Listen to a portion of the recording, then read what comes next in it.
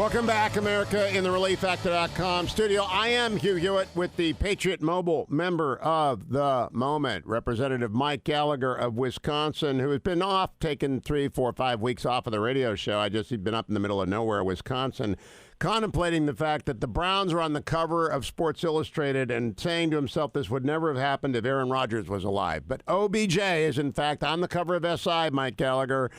Your sun has set and ours has risen in Cleveland. I hope that's why you haven't gone into a spiral of depression and stayed away from the radio. Well, Hugh, if there were such a thing as a preseason championship, I concede that I think the Browns would have a shot at winning it, but that is inversely correlated with the odds of winning an actual championship. So preseason is meaningless, Hugh, but it's good to be back. I missed you greatly. I don't think you did, but I want to dive right in. While you were gone, I guess Congress takes 7, 8 weeks off in the summer. I just don't know. While you were gone, I posted I published an op-ed in the Washington Post that said the Navy needs to build its ships in Wisconsin, Pennsylvania, and Michigan. And I premised that, though I did not put it in the column, my bad, that everybody knows we need to go from 290 to 355. And if we had done that, seriously, the Navy would have been building ships in Wisconsin, in your district, in Michigan, and in Pennsylvania. I've been attacked by people in the Navy, by Paul Krugman, by people saying I was advocating the Navy as a job program. I wasn't. I was advocating a 355-ship Navy that would absolutely have impact in your district. Was I wrong? You were not wrong. Our national defense is obviously not a jobs program or about securing states that the president won in 2016. It is more about securing the strength of our defense industrial base, which is incredibly fragile right now. We have a defense industrial base to produce the weapons and ships that our country needs to defend itself. But since its World War II peak, the arsenal of democracy has been in steady decline.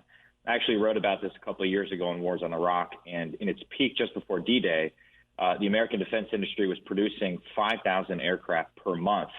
This year, including helicopters and drones, the Pentagon requested less than 400 aircraft. And so I did not see you arguing for a jobs giveaway. I saw you arguing for the health of our defense industrial base, and more importantly, for the geostrategic imperative of having a much larger Navy. And as always, I'm in complete agreement with you on the need to grow the fleet to 355 ships ASAP. And I think your column rightly emphasized the sense of urgency we need to have, not just in terms of meeting the Navy's stated goals, but in complying with the law. We actually put this into the National Defense Authorization Act that we must get to 355 as soon as practicable.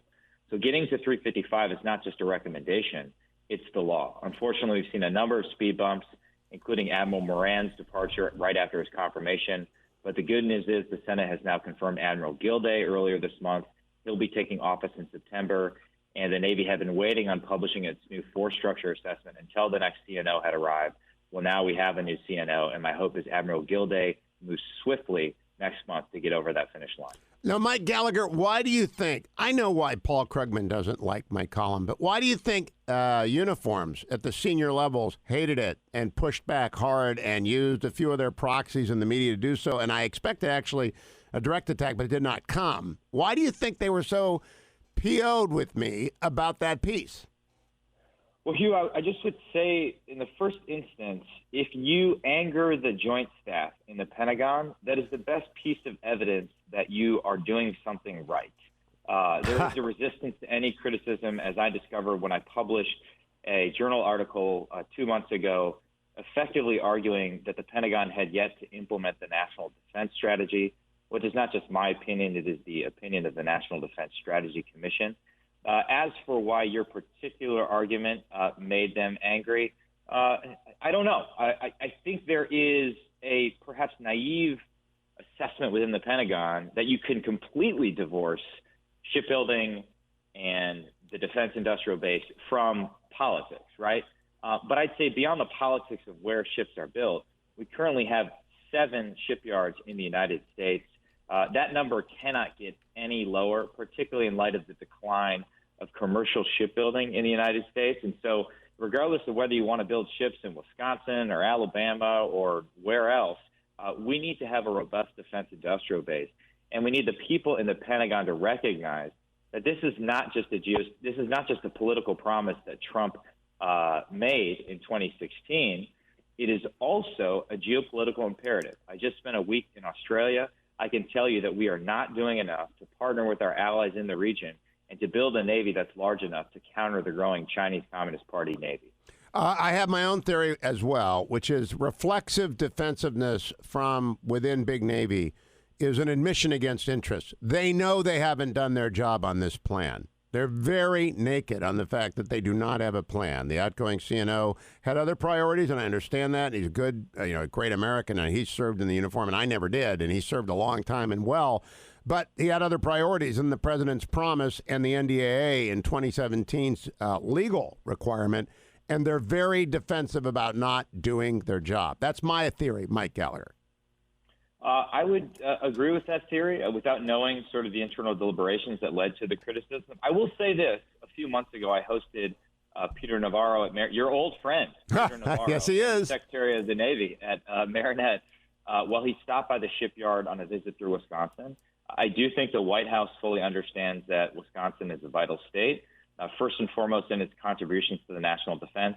But unfortunately, we've seen sometimes mixed messages when it comes to top-line defense spending, the need to get 355 ships ASAP. We have multiple force structure assessments ongoing. We just need to decide, in light of the geostrategic threats we face, the type of Navy we need. The other thing I'd say, Hugh, is that I would encourage you, in the same way that you used the question about carriers in the 2016 election as a heuristic to determine whether candidates were serious about national security, I think we have a new question that we can ask to determine whether candidates are serious about national security. And that involves our exit from the INF Treaty, which opens up a world of new possibilities for medium-range conventional missiles that will allow us to counter the Chinese Navy in the Indo-Pacific region. And so I would ask any candidate you have on your show, should they be brave enough, the Democrats to come on, whether they support deploying intermediate ground-based conventional missiles, because these will be the biggest force multiplier to our naval presence and allow us to get more defense at less cost going forward. Well, I'm going to take that. That's a very good suggestion. Pause. I apologize for being stunned. I've never heard a Packers fan use the word heuristic before. So I'm just kind of stunned. I got it in a fortune cookie last night. I mean, really? That's a Packers fan heuristic? Okay. Let me move on to the countering the Indochina threat from the People's Liberation Army Navy. There is an op-ed in the Wall Street Journal today by the Senate Majority Leader, "We stand with Hong Kong," in which he writes at the conclusion, "Every trading nation and democracy that values individual liberty and privacy has a stake here in the Hong Kong standoff. Their choice is not between the U.S. and China, but between a free international system and internal oppression, surveillance, and a modern vassal system." Wow. China seeks to impose. Very tough language, and it gets tougher. What do you think he's doing, and what Tom Cotton was doing on the show yesterday and Admiral Stavridis did this morning? Is everyone trying to signal to PRC, will they listen? Do not use violence in Hong Kong.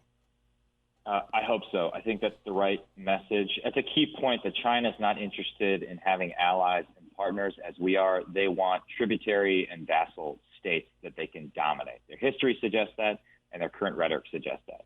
I agree with the op-ed suggesting that Hong Kong is a test for the free world. It is a special administrative region with special protections that mainland Chinese do not enjoy. And we once hoped that the liberalism of Hong Kong would spread to the mainland, but instead the opposite has happened. Democracy is not spreading. It is being strangled in Hong Kong. And if we let the Chinese Communist Party get away with crushing the people of Hong Kong, the party could reasonably expect similar indifference when it comes to Taiwan or even beyond.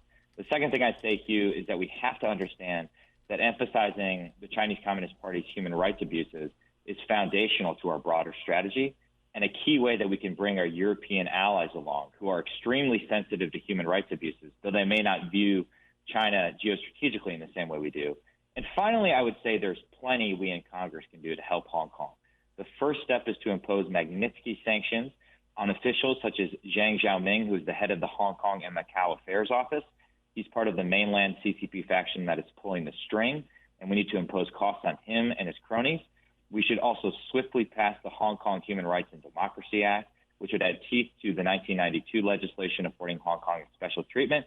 And finally, Hugh, I would say that if China makes the disastrous decision to crack down Tiananmen style, we should take a page from the book that we wrote in the wake of Tiananmen, where we posed a conventional arms embargo on China, Obviously, we cannot reimpose that, but we could consider imposing a tech embargo to ensure that sensitive technology from the U.S. does not go to the Chinese Communist Party to allow them to repress their own citizens.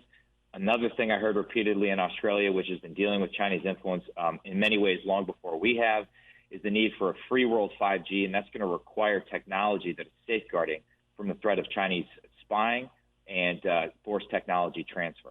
Do you approve of Facebook and Twitter taking action this week to expel from their platforms accounts that they believe to be linked to the government of China's effort to suppress the Hong Kong demonstrations?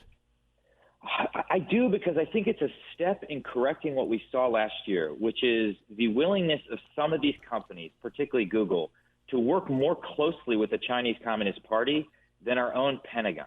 Is that cultural divide that says the woke Silicon Valley consensus is more friendly to the Chinese Communist Party than to our own military continues, well, then we're going to lose this competition over the long term. And we have to have the best and the brightest in the tech sector willing to stand with the free world against the forces of oppression, particularly the Chinese Communist Party. The woke Silicon Valley consensus. That's two in one interview, Mike Gallagher. I think your time in Australia has done you very well. Thank you for getting back in the game. And sorry about the Packers, Congressman. There will be another century at some point when they'll be great again. So you can enjoy what I've been going through, 40 years in exile with the Browns. And now you get your 40 years.